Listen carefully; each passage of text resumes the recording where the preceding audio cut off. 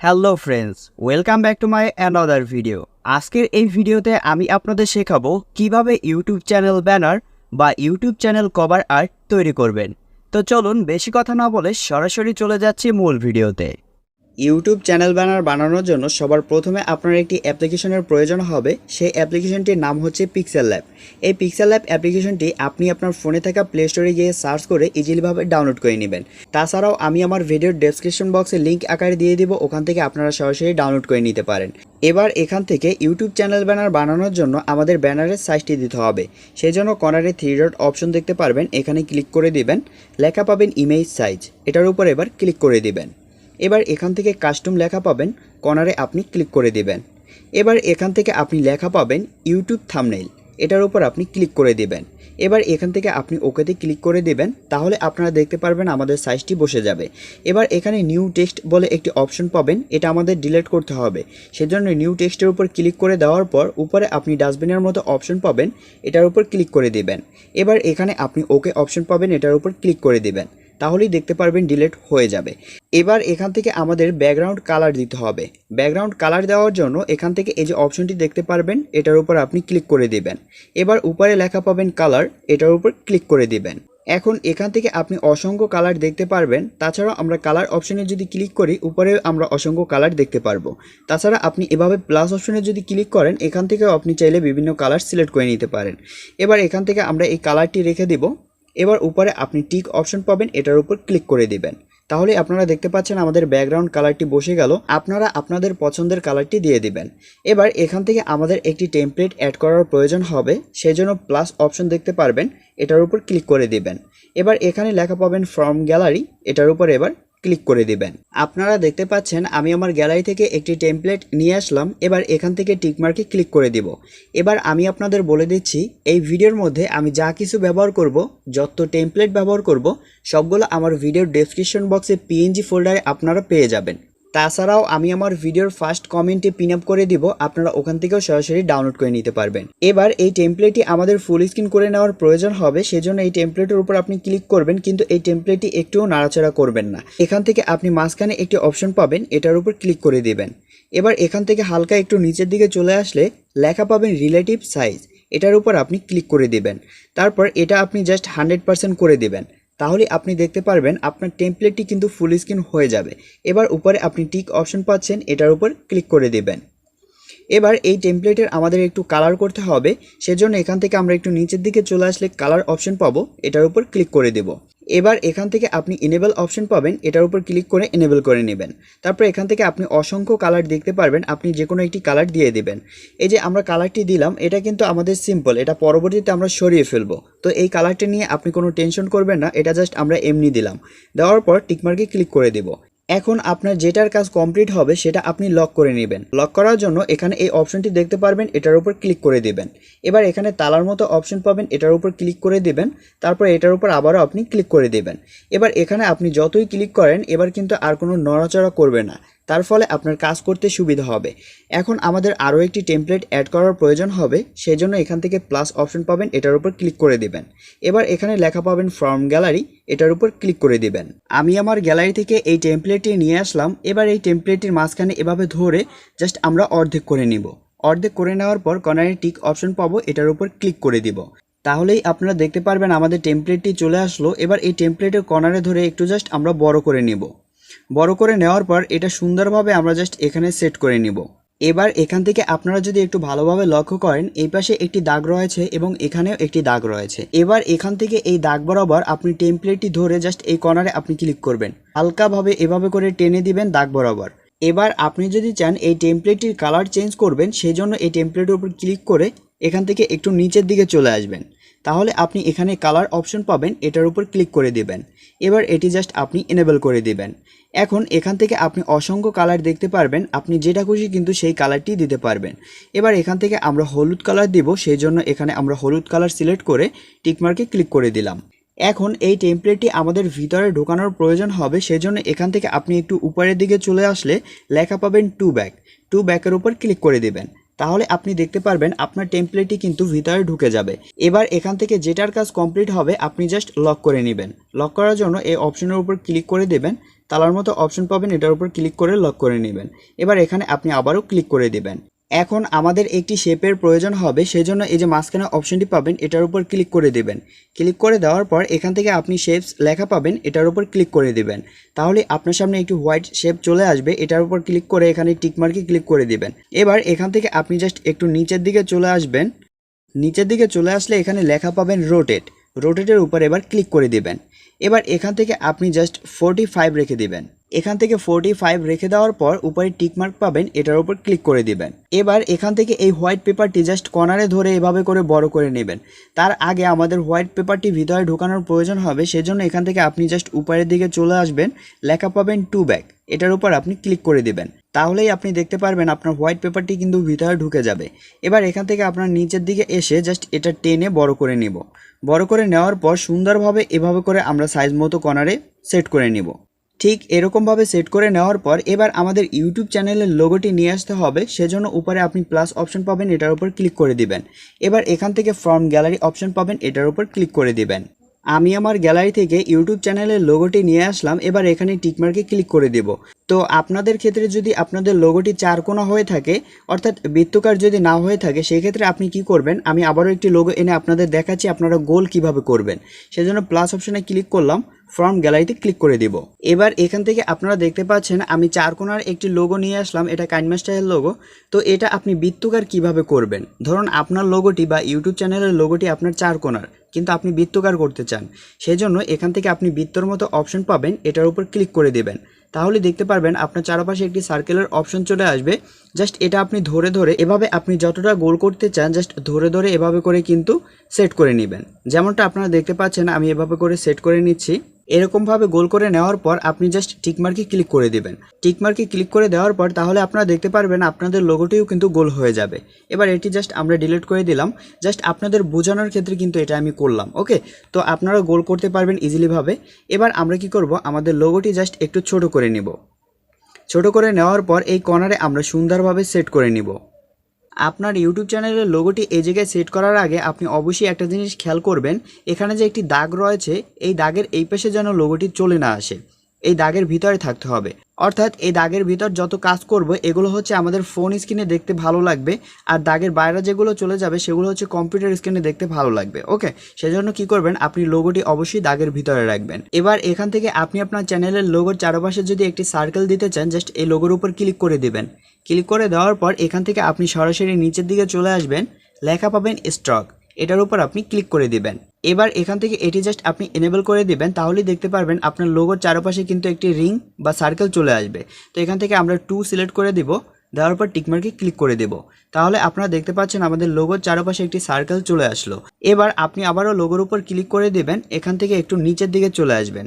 এবার এখানে লেখা পাবেন শ্যাডো, এই অপশনের উপর ক্লিক করে দিবেন। এবার এটা জাস্ট আপনি এনেবল করে দিবেন।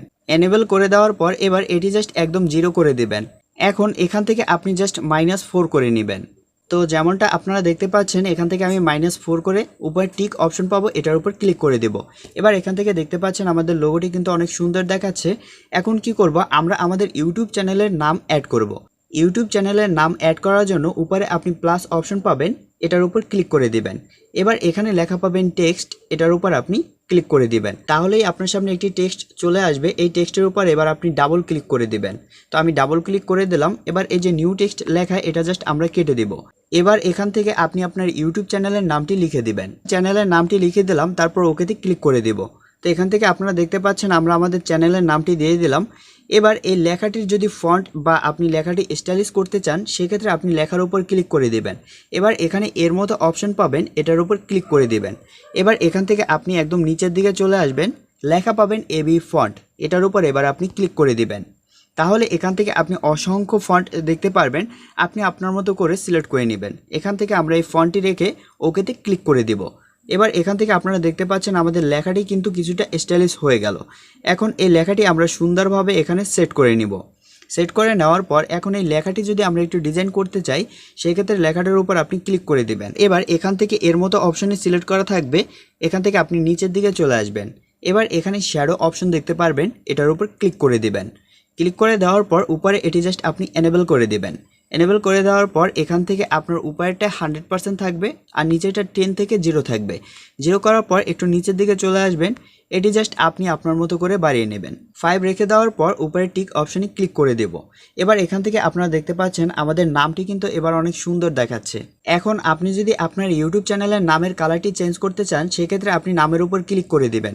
ক্লিক করে দেওয়ার পর এখান থেকে এর মতো অপশানে সিলেক্ট করা থাকবে, একটু নিচের দিকে চলে আসবেন।